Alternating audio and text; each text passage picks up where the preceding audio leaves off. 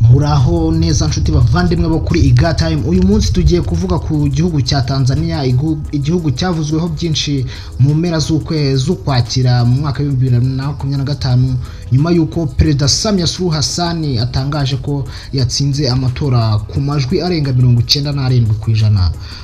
Ariko iyi ntsinzi yazanye ibyishimo gusa, yazanye n'amakimbirane hamwe n'imyigaragambyo ndetse n'amagambo akomeye ku mutekano w'igihugu cya Tanzania.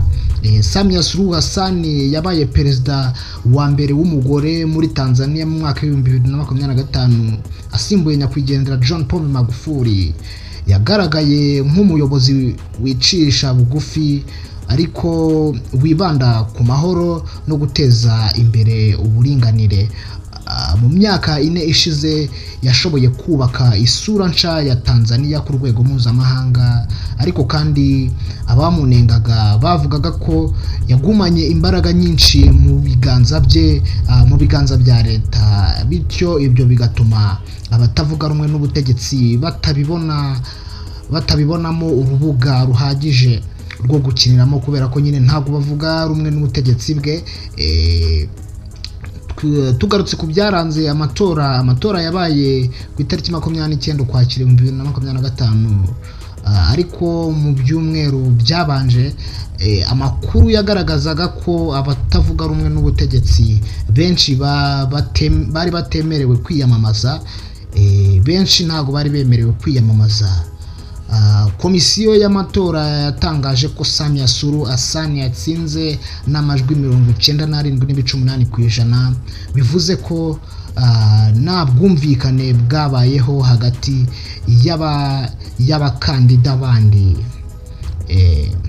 Umuryango wa Afurika y'Uburasirazuba n'amahanga nka UN na Amerika basabye ko ubwisanzure mu matora bwakomeza gukurikiranwa kugira ngo abaturage bagire icyizere mu butegetsi bw'igihugu cya Tanzania. Imyigaragambyo, tugarutse ku imyigaragambyo hamwe n'ibyangiritse nyuma y'itangazo ry'intsinzi. Imyigaragambyo ikomeye yabaye mu mujyi wa Dar es Salaam, Arusha naho bita Mwanza. Abaturage bavugaga ko amajwi yabo yibwe, abandi bagasaba ko hasubirwamo amatora. Polisi y'igihugu cya Tanzania yakoresheje ibyuka biryana mu maso, abantu basaga 20 barakomeretse, abandi benshi barafungwa. Ubuyobozi bw'igihugu bwasabye abaturage kwihangana no kureka abashaka gusenya amahoro bagafatwa n'amategeko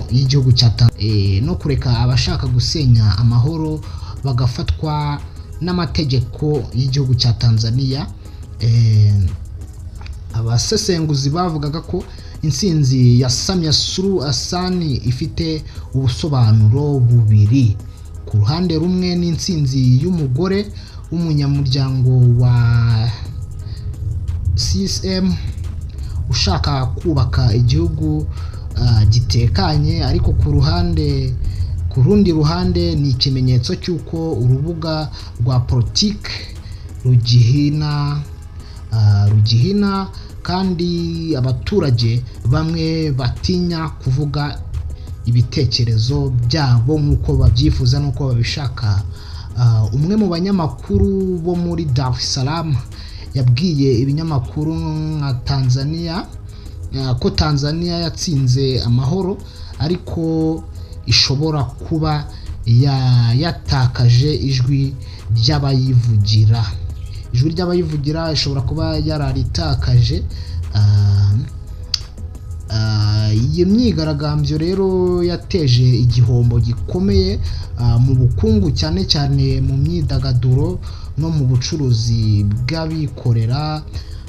Abashoramari batangiye kugira ubwoba bwo gushira imari, mu gihe abaturage benshi bagisaba ko habaho ibiganiro byo kwiyunga. Samia Suluhu Hassan yatangaje ko azakomeza gahunda yo kubaka ubukungu bushingiye ku nganda ariko asaba n'abaturage gushira imbere amahoro n'ubwiyunge.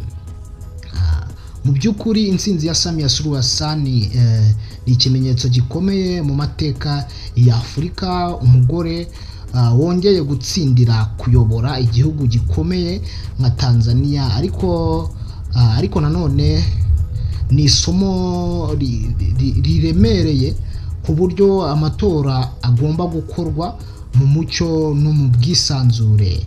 Ese iyi ntsinzi izazana amahoro cyangwa izakomeza kuba isoko y'imyigaragambyo? Niko abantu benshi bari kwibaza. Ibyo byose tuzabikurikirana hano kuri Iga Time, aho duhora tuganira ku makuru, politike n'iterambere mu buryo bwihariye, ndetse n'ibintu byakungura ubumenyi. Hano kuri Iga Time niho ibyo biganiro biba. Niba ukunda ibiganiro nk'ibi ngibi, can like, subscribe, share, kandi ntuzacikwe n'ibiganiro bikurikiraho ubutaha. Njye nitwa Olivier, ndabashimiye, umunsi mwiza.